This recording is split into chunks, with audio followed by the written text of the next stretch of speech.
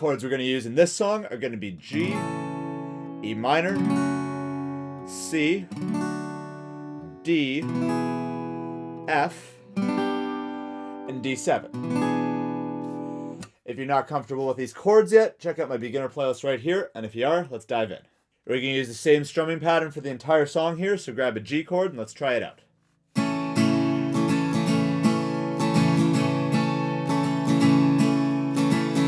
So slowed down, that sounds like this.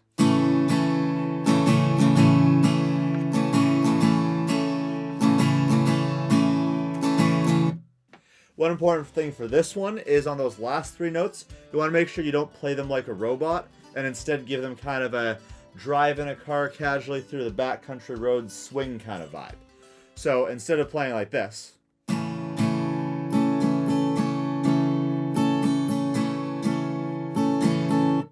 you want to make those last three notes a little bouncier. So how we do this is by playing the second note actually slightly longer than the other two.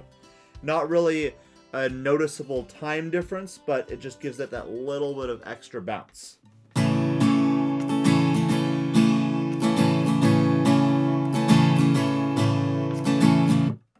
So it's subtle, but it does make a little bit of a difference to give it more of that country vibe. And once you got that strumming pattern down, you've already learned the intro. All you're going to do is play that strumming pattern on the G chord 4 times.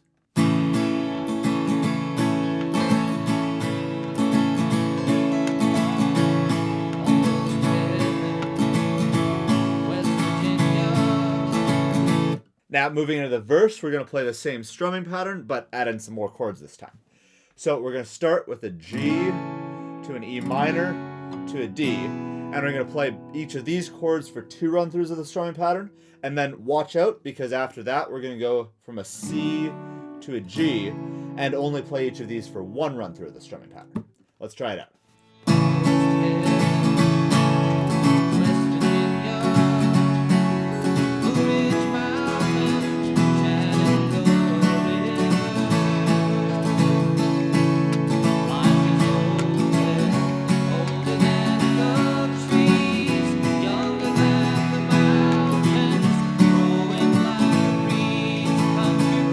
So then things are going to change up again as we move into the chorus.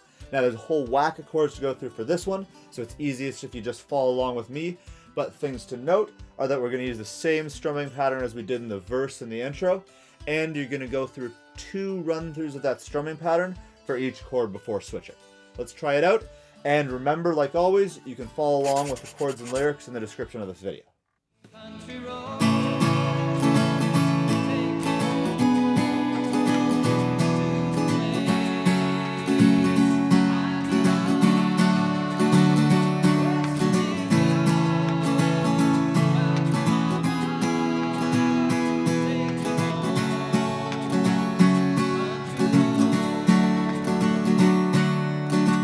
If we want to play the entire song, then the final part we need to learn is the bridge.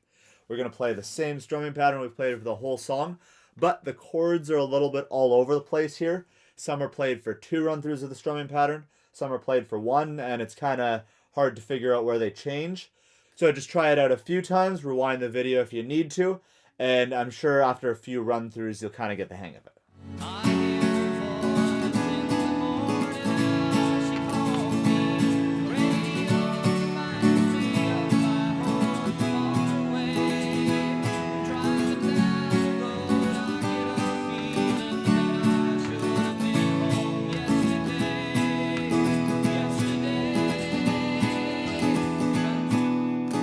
And if you can play those parts, you can play the entire song.